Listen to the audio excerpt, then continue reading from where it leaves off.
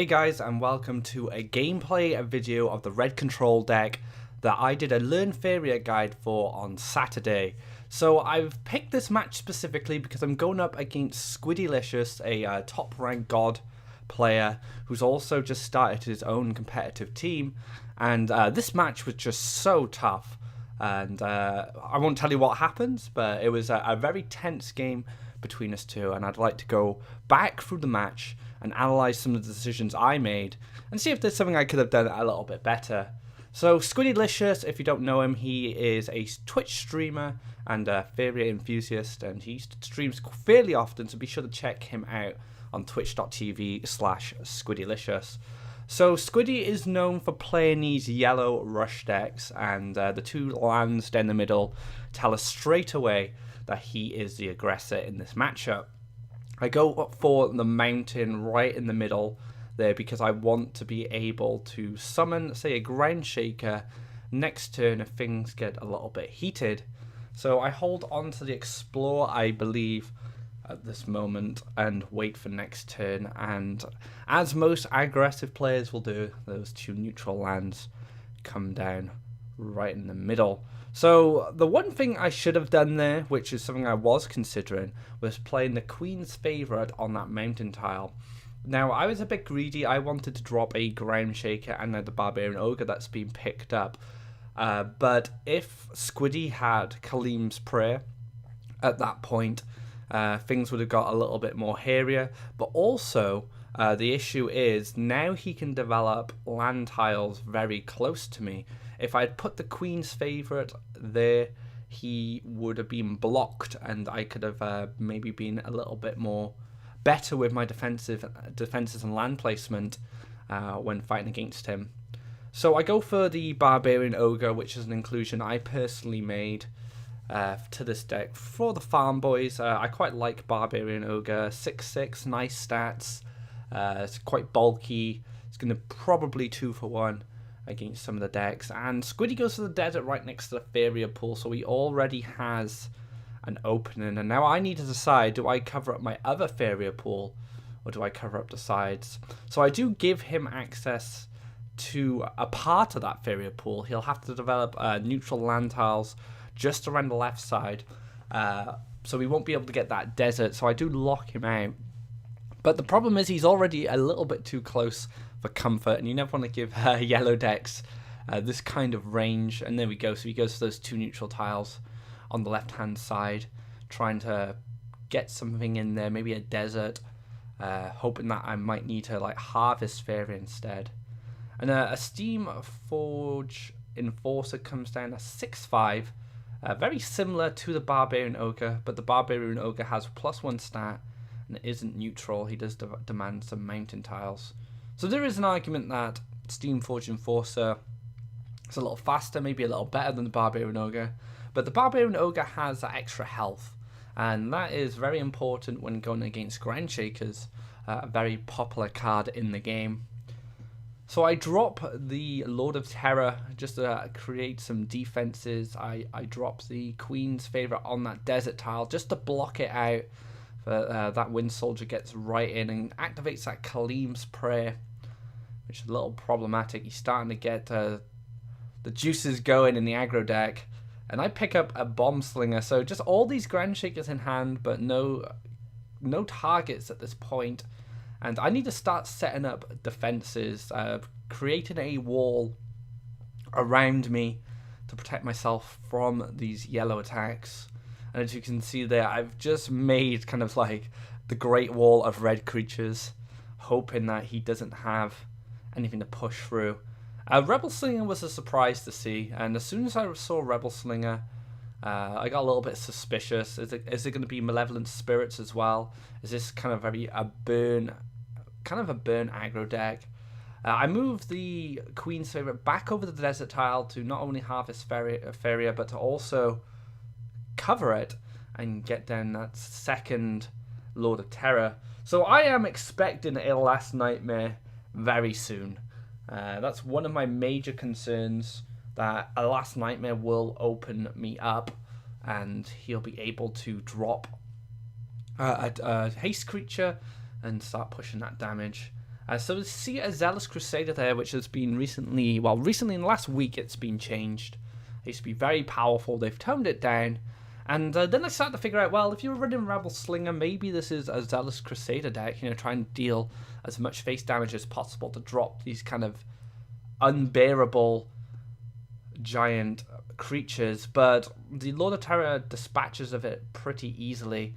Now, this Devouring Plant is probably the most important card in fighting a yellow deck.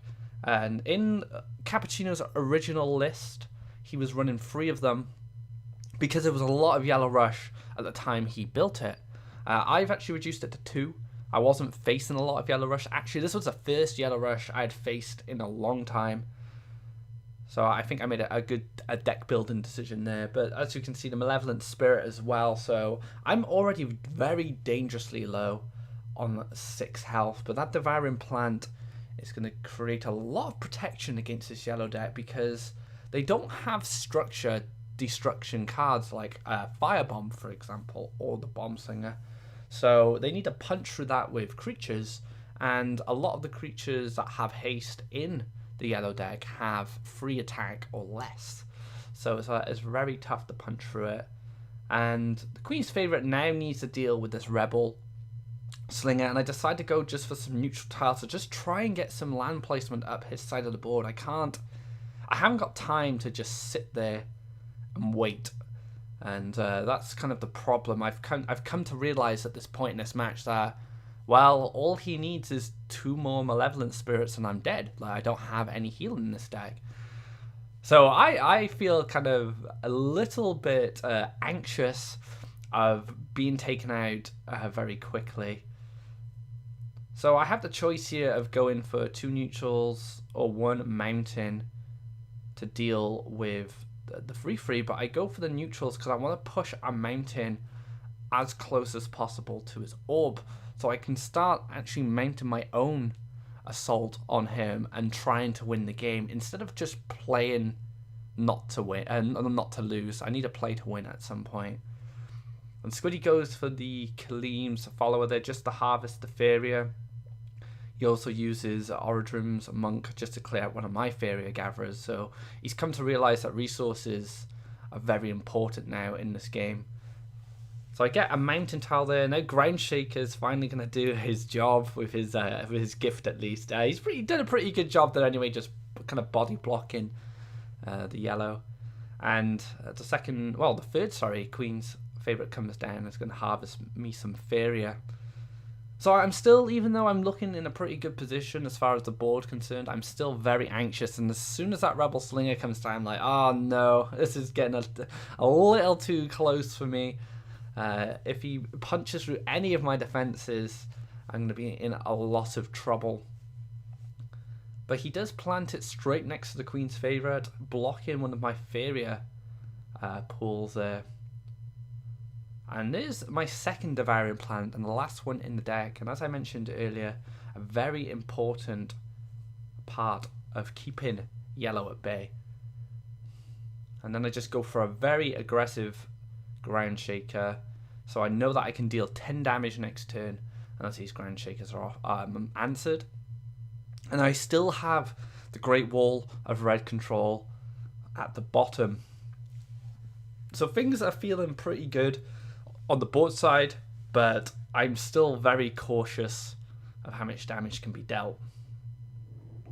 So the second Zealous Crusader comes down with the second Rebel Slinger? No, the third Rebel Slinger. So I'm now down to 2 health.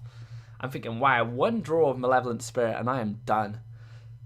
And I draw the Underground Brigand there. Not a great draw, in all honesty.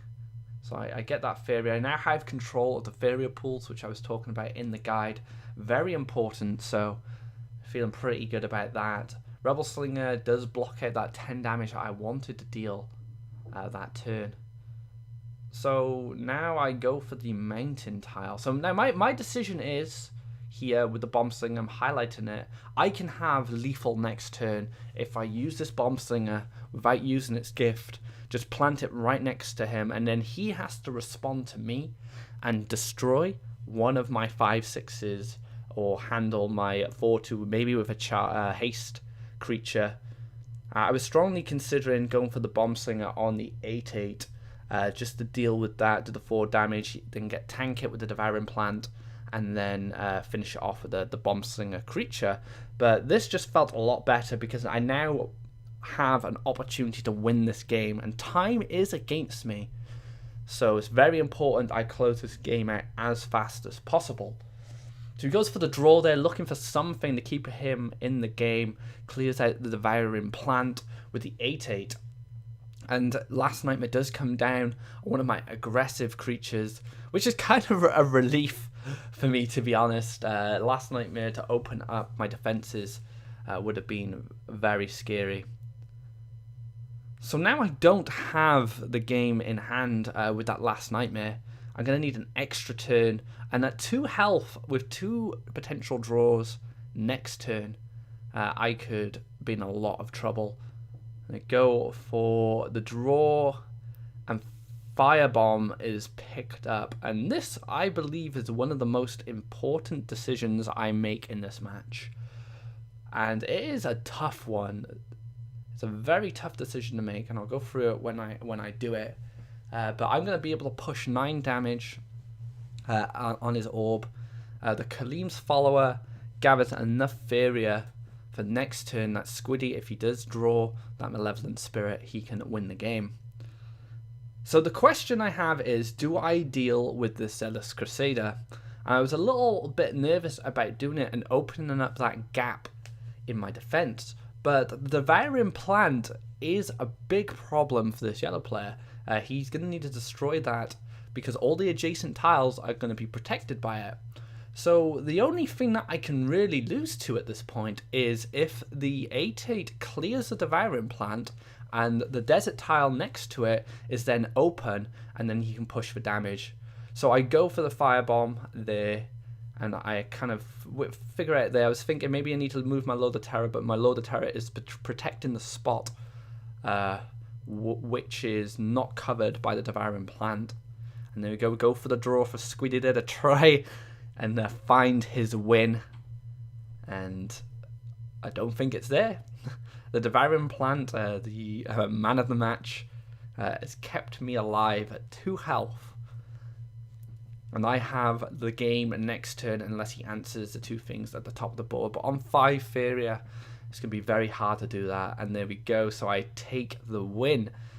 So yeah, I just wanted to go for that game. It was very tense. I didn't actually believe I would win it at the start, just because of how quickly I got burst down with that direct damage through the gifts from the Rebel Slingers and the Malevolent Spirit. So if you enjoyed this video and have any thoughts on the plays that I made, I mean, I'm no pro, I'm not perfect, I'm still, just playing the game and getting to grips with it. Please let me know if there's something better that I could have done. I'd like to know what your thoughts are. You can leave them in the comments. So thank you very much for watching this video. Be sure to check out the Learn Faeria Guide to Red Control, the deck I was just playing, and that is on playfaeria.com. So thank you very much for watching, and I'll see you next time with another Learn Faeria Guide. Take care.